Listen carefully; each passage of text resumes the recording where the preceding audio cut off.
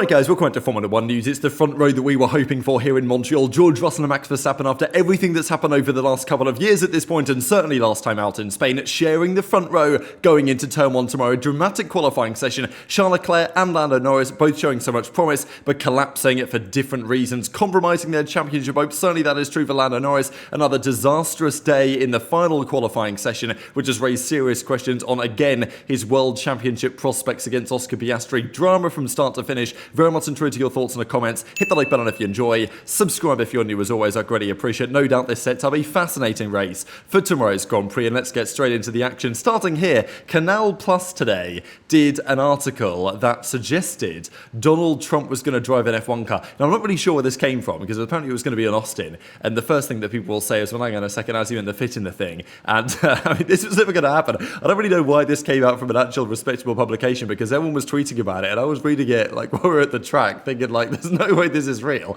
And then they deleted the post. So, whatever. That was the remarkable story of the day. But there was lots else happening today. Starting with Yuki Tsunoda. He had, unfortunately for Yuki, actually some pace today. And none of it mattered, basically, with the penalty that he got, we'll get to in a second. But he did finally get the new floor spec as Max. So in FP3 today was the first time that Yuki has had effectively the same car as Verstappen. And he was struggling in FP3, but arguably he was getting up to speed with the new upgrade that he's not had in a while since he crashed back in Imola. Like, it was his fault that he didn't have the upgrade, but obviously not ideal that Yuki didn't have the right car for the last couple of weekends.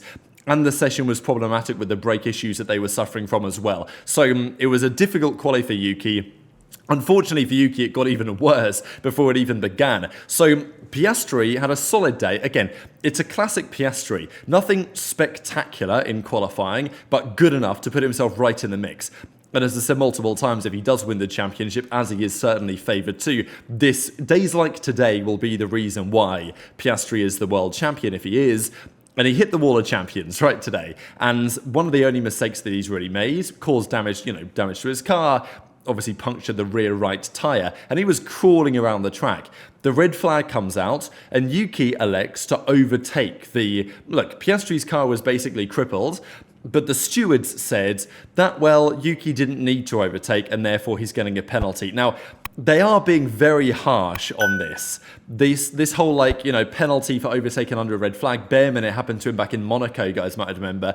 And that was controversial, but, maybe fair and justified, just to set an example. Yuki should have known better, sure, but I'm sure that in the moment you think there's no issue here, me just going past this guy. But according to the rules, there is. And that sent him right to the back. I know that Helmut Marko said that it was very harsh. I feel like that's probably a fair assessment. But this is what the stewards are doing nowadays. One of the controversial things, though, was that Bortoleto similarly did another thing and passed Bearman. But they said that, he quickly slowed and he didn't really have enough time to react to it. So the issue is that whatever the stewards do about this, it's still always going to be a grey area, undertaking or overtaking under a red flag condition. So I don't really think anyone massively likes these rules, but I do understand that why for safety they feel like it's rather necessary. There's another interesting development here on the McLaren side. John Noble says that the suspension on Lando's car, the updated one they brought, he decided to keep it. I imagine this was driver decision related, which makes it intriguing what's happened in qualifying, because Piastri was the stronger in qualifying, but not during any point in the rest of the weekends. Lando, and seemingly the upgrades that he kept and Oscar didn't, seemed to be delivering for him in the final practice session. Then it all turned around, as it has done quite a few times, it's got to be said, so far this season. Montreal is not an easy track. That's what Danica Patrick was told very emphatically today on the broadcast by Nico Rosberg, that look, this circuit is not an easy circuit by any means. It's challenging. We've seen it really test the drivers this weekend. Up against the walls, an exhilarating track if you get it right. That was certainly true for George Russell at the end of the day, that we'll get into in a second. But Lando kept the upgrade. Oscar did not necessarily. And let's get into qualifying, because the first thing that happened again is that Williams' car just exploded. Now, we've seen this before, and I don't know why the Williams is so prone to it, right? Like, the other cars are also, occasionally things like this will happen, a wing mirror will come off. But for some reason, that Williams just loves to fall apart. And the whole day, the whole weekend was fine. Turn up to the first part of qualifying, and the back of Alex Albon's car just flies off. Now, thankfully, they were able to, kind of surprisingly to me, I thought maybe it would be, something might have broken that would make it impossible to repair. But no, they simply took off the bodywork, chucked another piece on, made sure it was all right and ready to go. And within about, 10 minutes, they actually had the car back out there on track. It was probably more like 5 or 6 minutes because the red flag happened because of this. They fixed Albon's car about 2 to 3 minutes after he went green again. So mega result, and honestly the mega result for Albon was that after all this drama he still got through. It wasn't the day that Williams were hoping for after all the promise of practice, but it was still impressive regardless.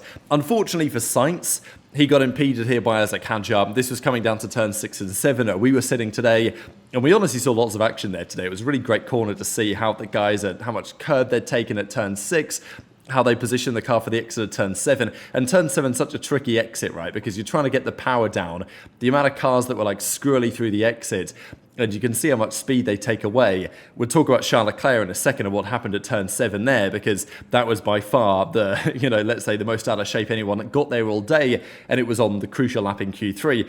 This was Sainz though getting impeded, and yeah, at the moment it looked like he'd been impeded. We couldn't quite see from where we were in the grandstands, but yeah, by the time he approached the corner, it was pretty clear that he lost a bit of time. Hadjar got a 3-place penalty for this actually, which does improve Colapinto's performance, and we'll see that in a second, how that actually worked out rather well. And Gasly was the one out in P20. Not 100% sure what happened here to Gasly. I know that they talked about some issues with the car because he was looking real quick. I was gassing him up yesterday, and then we turn up today and Colapinto's dunking lap time on his head. Now, very impressive and very important, frankly, for Colapinto to have a good time. Lawson P19. Notable for sure. Stroll P18, Sainz P17, Bortoletto P16, but of course notable, all of these guys will go up by 1 because Tsunoda is dropping down with the 10th-place grid drop that he got. The front runners were getting through without too much difficulty, and I will say that given how difficult this Grand Prix has been for Ferrari in recent times, they actually put together a car today that looked pretty damn good. There were times in FP3 that, coming out of turn 7, both Hamilton and Leclerc were struggling, or coming, into turn 7, out of turn 6, whatever, around the corner anyway, out of turn 7, they were struggling with the rear of the car, but Leclerc was a bit more confident to take some more of the curb on the inside than we've seen some of the other drivers take. It's a line that different drivers have different preferences on, and the Ferrari was looking pretty hooked up, to be honest, from the start of the day, and that was true towards the end of the day as well. There was a lot of potential in that car today, but it's very tight to the top, and, well, we'll talk about Leclerc's lap here in a second. Hamilton wasn't very happy again about the way that Ferrari executed today, and I totally understand it, because the end of Q1,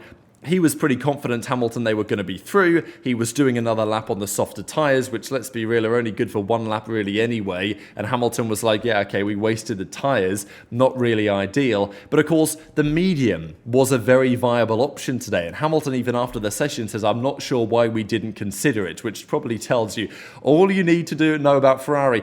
This was even at the similar time when Hamilton was on the radio to Adami again and saying, look, can you tell me where I am? Like, I'd like to know my position. It just feels like that dynamic is not improving, let's say, between the race engineer and Lewis Hamilton right now, but they made it to Q3. Tsunoda ended up P11. Honestly, Yuki wasn't great, but he wasn't like, horrendously slow. I do wonder what would have happened if they'd have put him on the mediums here, because I think this lap time was on the softer tyres. Colapinto was out in P12. Hulkenberg, Behrman, Ocon. Hulkenberg had a spectacular spin as well today at the Wall of Champions. Not sure how he managed to keep that one from completely destroying his car.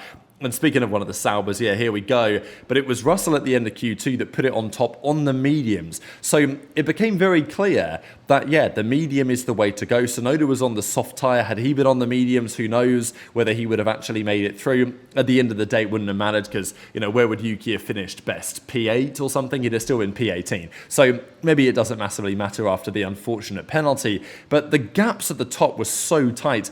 And again, Norris, basically all weekend, was right there, right in the conversation. 300ths off Russell on the soft tyre. We know the McLaren's pretty good at keeping that soft tyre alive, more so than the other teams. And also it's worth saying, if you use more mediums in qualifying, you use up valuable performance of those mediums for the race. So there is a compromise in using the mediums. And if you can get away with using the softs and continue the same performance, you probably should, but the C5 is just the better tyre, and I think it's pretty embarrassing for Pirelli that is the case, but it provides more grip and more consistent grip. Certainly the same grip and more consistent grip, I would say, is justified there. But Leclerc was pretty close. He got within about half a tenth of Russell at the top of the field here. And all of a sudden, Leclerc, after a challenging weekend for sure, after missing all the practice after crashing, found himself in a really promising position, as did Hamilton as well, to maybe make a serious push for the top of the timesheets here. And at Q2 at this point, yeah, look, 1:11.6, that was real impressive from Leclerc at the time. Then we get to Q3 though, and this was the Lando Norris show for the first few minutes here. And again, I don't really know what is going on here, but we talk about it a lot. Lando's mentality, his ability to execute under pressure. And it just feels like, again, in moments like these, it starts to go awry. We're going to talk about it in a second with his radio comms, with his engineer, and kind of some of the driver coaching that he was getting. And yeah, other drivers get driver coaching too, in certain corners, what they should be doing. But like the way that they talk to Lando, the way that Will Joseph talks to him, I mean, this is not today, but I found up this graphic from a while ago. You guys remember when he was like, imagine Andrea's on your shoulder saying 0 wheel spin on every exit. And then today, he was getting told the primary focus is on the lines. Let's reset and remember your braking points. Like, what sort of comment is that? Remember your braking points. It's like, well, you know your braking points. Obviously, that's just standard stuff. It's not, oh, Lando, we think you should maybe go slightly slower on the entry to turn 4 to get a stronger exit or whatever, because that's not really valuable for turn 4. But you know what I'm saying, right? Like these that's the driver coaching that I would expect, rather than, oh yeah, Lando, like, I don't know. I just find it strange, that dynamic. And I think it speaks a bit to forcing Lando, like, mentally. Like, I think Lando mentally is clearly struggling because, for your engineer to tell you to remember your braking points, it's like, there shouldn't even be a conversation to be had. He misses the final chicane. He wasn't on a great lap anyway, but he missed the chicane, bottled his first lap. And then he did go again for a second lap, of course, on the same tyres. But it was a reasonable lap. He was about 0.3 off, which, to be fair, on a second run on a set of C6s isn't bad going, actually. So I thought that still, okay, whatever. Lando messed up his first lap. His second lap was at least put in a solid banker. Then he can go again for the final lap, fresh set of tyres. We'll see what happens. But before we get to that point, it was the Charles Leclerc show. And Charles Leclerc put in a stellar first sector, a purple sector 1. It was substantially up on where most of the other guys were. It was at least in the conversation. But unfortunately for Leclerc, it all fell away in the second sector. And that's because at turn 6 and 7, he had just a massive moment, right? I mean, you guys can see it on board with Leclerc. Here he actually puts the middle finger up at Isaac Hadjar. Now, it wasn't Hadjar's fault, and he recognised after the fact that it wasn't his fault. It was unfortunate, the timing. I think Ferrari made, again, some interesting decisions today. Hamilton went out very early for his final run, which kind of surprised me. Yes, he had some clean air, but also the track was not in as good a condition as it could have been. And they also sent Leclerc out at a pretty interesting time, such that Hadjar was in the mix at turn 6 and 7. And that was an issue, right? We can actually see on the onboards here, this is, Leclerc coming into the corner. He had a big moment here that, we were right in the crowd in the grandstand just behind Leclerc at this point. And it was then this moment that I'd not seen anyone have a moment like that all day. Like, there were some people snappy on the exit, but there was no one that had a moment like Leclerc did here all day. And look, definitely a big factor here was the fact that Hadjar is there. Even if Hadjar's car being there loses Leclerc 1% of downforce, 2% of downforce, it's still probably enough when Leclerc's on the absolute limit to cost him the lap. And Leclerc was pushing mega hard. This is what he does. And until that point, it was a phenomenal lap. Unfortunately, it fell away from him. In hindsight, should Leclerc have approached it differently? Should he have seen Hadjar and said, okay, let me be 2% under the limit here? Maybe, but that's not really in Charles Leclerc's DNA. So he was super frustrated. He says, look, I screwed it up. I'm very annoyed. I just got out of the car. Emotions are high. I'm very annoyed. I don't know if it was the right thing to do to go out early as they did. He was a bit in front, but you get the dirty air, you lose the grip, very frustrated. I think pole was good enough, right? Like, Leclerc thinks pole was potentially on today. To be honest, I think Russell's lap and that, Mercedes today with the upgrades they brought was maybe unbeatable by the Ferraris anyway. But Leclerc was obviously frustrated. He thought the car was looking really good today. And maybe there's something in his comments there, Leclerc, to say, look, Fred Vasseur ain't the issue here. We're still able to put something competent together. John Alcan, Vigna, whoever, don't get rid of Vasseur, because it's pretty clear that Leclerc, that Hamilton, they want Vasseur to stay. The top brass may have other ideas. But the end of qualifying was spectacular because the laps were coming in thick and fast. But Lando, again, his final run was just nowhere, unfortunately. Look, Piastri ended 2/10 off pole, but Norris's run, like he mentioned it after the fact, so many mistakes, so many errors. We've just seen this too many times in Q3 this year, where Lando can be right there. I mean, Piastri was kind of nowhere in pace today, and the entire weekends, Lando was very much on the front foot in that teammate rivalry, and then turns up to the final part of qualifying and ends up 7th. It's just, not good enough, quite frankly. Hadjar made it through, so did Albon, but really it was a battle at the front. And again, Fernando Alonso on these C5 tyres on the mediums, putting in some great runs. I thought that Alonso was really maybe my standout today. There were a couple Donkey of the Day candidates, of course, and it probably has to go to Lando Norris, really, all things considered, based on the performance here in the final part of qualifying. But it was Verstappen and Russell, and Max would put in some great laps, and he was on the mediums for his final run. I thought that running out on the mediums at the end was going to be good enough, like he was right on it. But the Mercedes came back alive. The Mercedes kind of disappeared for most of qualifying. They were really good in practice. They kind of disappeared for most of qualifying, and then when it mattered, right at the death, Russell put together a spectacular lap. And I think, honestly, this lap today from George on some level goes to show Toto. They're like, look, you don't need Max. It's okay. You can stick with me and I'll still deliver. Now, look, we know that Russell missed a Saturday. He's not afraid of delivering in qualifying. Delivering on the Sunday, still a bit of a different story. But in the end, a 1.6 gap was actually pretty big, right? This is actually a pretty substantial delta that Russell had compared to this season, right? Where typically the gaps have been super, super tight. But loads of reaction to it and some drama as well we'll get into. There was this quickly from Hamilton.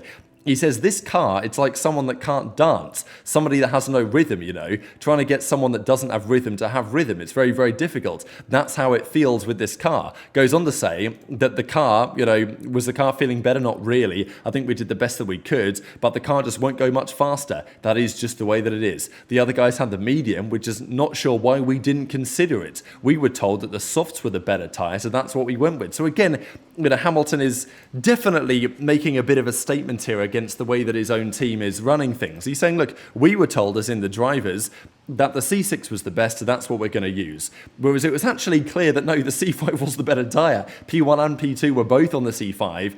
Alonso put in a stellar lap on the C5 as well, and only really the McLarens and Piastri were able to get the most out of it. And to be fair, Charles Leclerc, who, as we know, lost performance in 6 and 7, and, realistically, with how hard Leclerc was pushing, he probably would have lost grip at the hairpin or something, but who knows.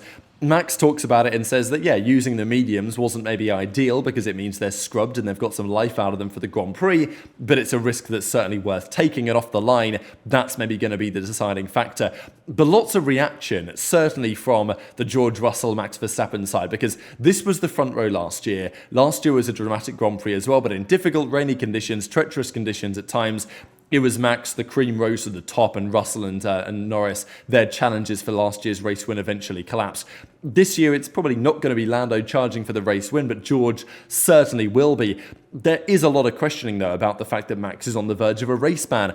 Are they going to ban him? Is he going to get any more penalty points? What's that going to look like? But George says, I think it's totally fair comment, really, there's no reason that I'm expecting Max to race me any differently.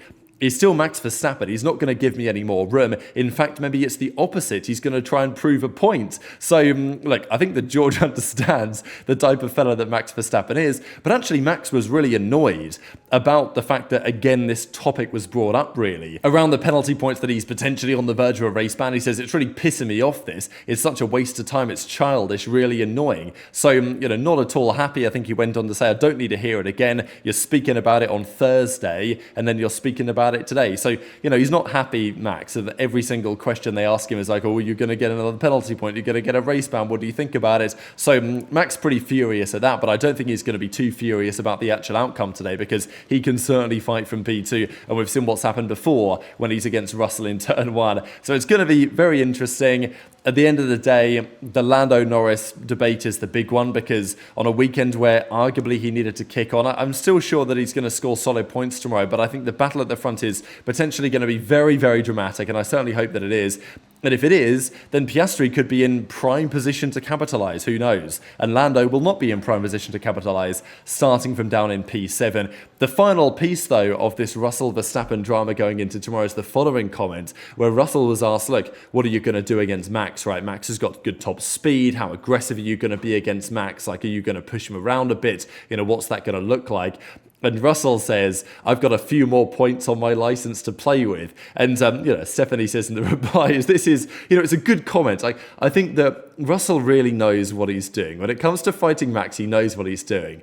And look, if you're going to rile up the bull, as it were, like if you're going to get Max Verstappen angry, then I think you know what's coming for you. Like, Max will line up on the grid like this, like he did at Qatar last year, and make it very clear his intentions that he's going to take you out of the race at the first corner. And we've seen that type of stuff before. But equally, if you know what Max is going to do, maybe you can prepare for it. And also, Max knows that he can't get another penalty point. George knows that if push comes to shove and he has to do something risky, then he can do it. And Max maybe doesn't quite have that luxury. But still, it's Max Verstappen we're talking about at the end of the day. You can't take that aggressive gene out of him. It's not going to change. And Russell is absolutely ready tomorrow to fight fire with fire. So, excited for the Grand Prix tomorrow. This was the overall grid, although it has now changed because Hadjar's got the penalty, so he's dropping back 3 places. So it's going to be Russell, Verstappen, Piastri, Antonelli, who had a good result to finish P4 in the end, because he was kind of nowhere near Russell all day, but, in the end he put in a solid lap. P4 definitely respectable where he ended the day. Hamilton, Alonso, Norris, Leclerc, then it'll be Albon, Colapinto, Hulkenberg, then Hadjar, Behrman, Ocon, Bortoletto, Sainz, Stroll, Lawson, Gasly, Tsunoda, the old teammates lining up on the back row. But very much interested to your thoughts on all this in the comments below. Great to meet some of you guys at the track today as well over the last couple of days. It's been a real pleasure. Hit the like button if you enjoyed, subscribe if you're new, take care, and I'll see you next time.